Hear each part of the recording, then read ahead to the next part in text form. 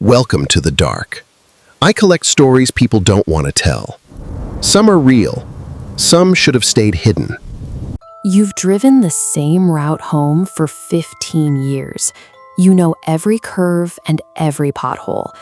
Then, on a dark night, your GPS suddenly chimes. It's recalculated your drive, directing you onto a road that has never existed.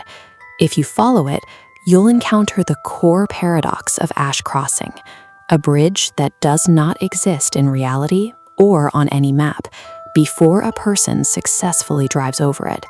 Instead, the structure draws itself into existence directly behind the vehicle's tires.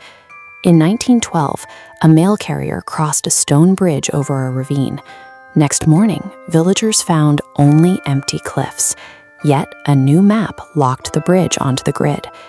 Decades of reports from truckers and night hikers detail the exact same structure: heavy, ancient stone, wrought iron railings, absolutely no illumination, and standing exactly halfway across, a solitary, motionless figure.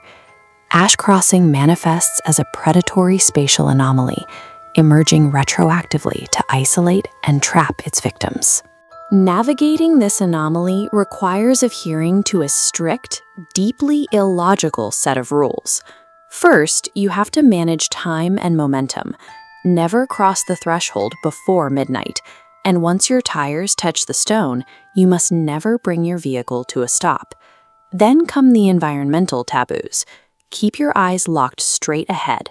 Never look down into the water below. Never honk your horn. And if someone taps on your glass asking for a ride, keep your doors locked. The bridge also distorts space to test your resolve. If you attempt to turn back and the crossing appears to grow significantly longer on the return trip, you have to press the accelerator and keep moving. The final rule concerns the navigation system that brought you here. If your GPS cheerfully announces, "Welcome home," but the environment outside your windshield is entirely unfamiliar and pitch black, putting the car in park is fatal. These rules exist because the bridge actively hunts its drivers. It weaponizes your own sense of direction, constantly trying to trick you into breaking a rule so it can claim you. Oliver Grant made his living designing digital maps, making him exactly the wrong person to encounter this trap. Driving home on a rainy evening through a dead zone with zero internet signal, his offline navigation system unexpectedly announced a new route. He followed the prompt. Within a mile, the smooth, modern asphalt dissolved beneath his tires. Thick fog rolled in, and his headlights illuminated ancient, wet stone arches. He had entered Ash Crossing. He remembered the rule about not stopping and kept his foot on the gas.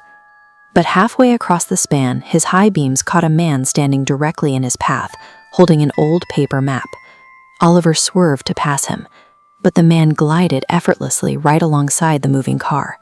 His body remained perfectly motionless while he kept exact pace with Oliver's window, making no sound at all. The entity turned its head. "You're the first one this year," it said softly through the glass. "Would you like to see tomorrow's map?" The figure matches a cruising speed at 60 miles per hour without shifting its weight, presenting a geography of rivers and roads that have not yet been recorded. The paper map slipped through the cracked window. It displayed an impossible geography. Rivers flowed backward in impossibly sharp geometric angles, and massive, burnt-out circular voids sat where populated towns should have been. Oliver traced his finger along the thick red line representing his current route. It didn't lead to another town. It abruptly terminated into a stark white void, stamped exclusively with a single word: erased. Inside the cabin, the car's telemetry began to fail simultaneously. The GPS arrival time flickered and switched to never. The fuel gauge plummeted to empty, even as the engine continued to hum perfectly. Oliver checked his rearview mirror. The spatial distortion was already happening behind him. The beginning of the bridge had vanished, leaving only an endless stretch of wet road swallowed by fog. The anomaly uses this map as an instrument of erasure, systematically scrubbing Oliver's trajectory from the world. Driven by rising panic, Oliver leans over the iron railing, just as a flash of lightning illuminates the depths, breaking the third rule by peering directly into the ravine. There was no water rushing beneath the stone arches. Instead, the dry, rocky ravine was packed with hundreds of upside-down, abandoned vehicles. Each one had its headlights burning brightly through the fog.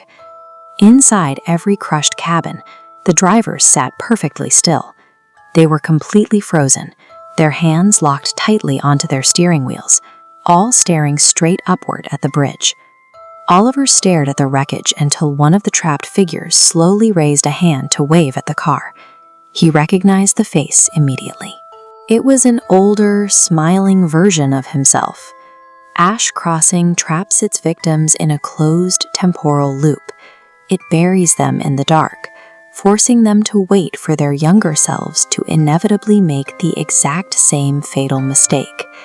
Back in the car, the ink on the paper map physically changed. First, Oliver's street dissolved. Then his house disappeared. Finally, his name faded to white. The next morning, commuters found Oliver's car safely parked in an empty field. The engine was still running and the doors were locked, but the driver's seat was completely empty. The navigation screen glowed in the dark. Oliver was gone, but the anomaly remains active. Today, digital mapping networks occasionally receive unexplained temporary updates, briefly planting the bridge in front of new, unsuspecting drivers in the middle of the night. If your navigation system ever creates a path into the unknown, look at the arrival time. These bridges function as instruments of deletion, built to erase the place you came from.